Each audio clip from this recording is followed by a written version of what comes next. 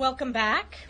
During the August district work period, Democrats used their convention to overturn the will of 14 million Democrat primary voters to anoint Kamala Harris, a failed and weak vice president and the most liberal United States senator when she was in the Senate.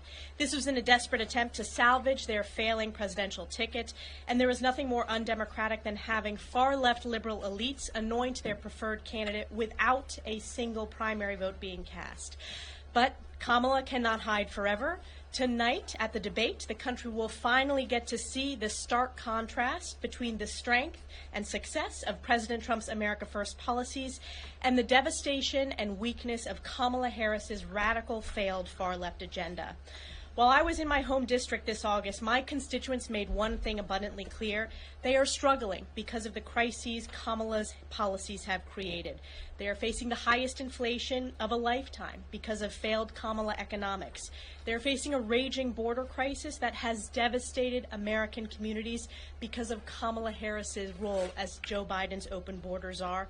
And they are seeing a weak foreign policy that has plunged the world into a state of chaos. We cannot afford 4 more years of failure and weakness under Kamala Harris.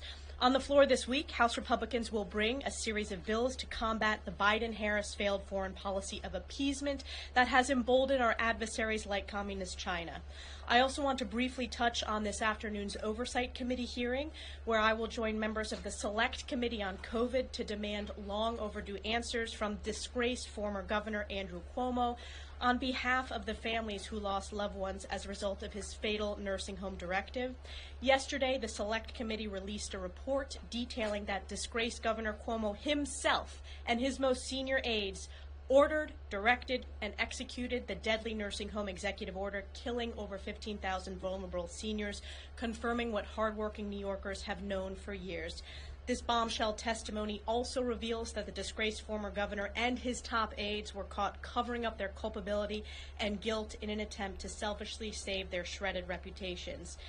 There is no question that Andrew Cuomo is responsible for the deaths of innocent nursing home seniors. I want to turn it over to Chairman John Molinar, who's going to talk about many of the bills we have on the floor this week, and then we're going to hear from our Foreign Affairs Chair, Mike McCall, and the rest of leadership. I'm going to start with John Molinar. Thank you,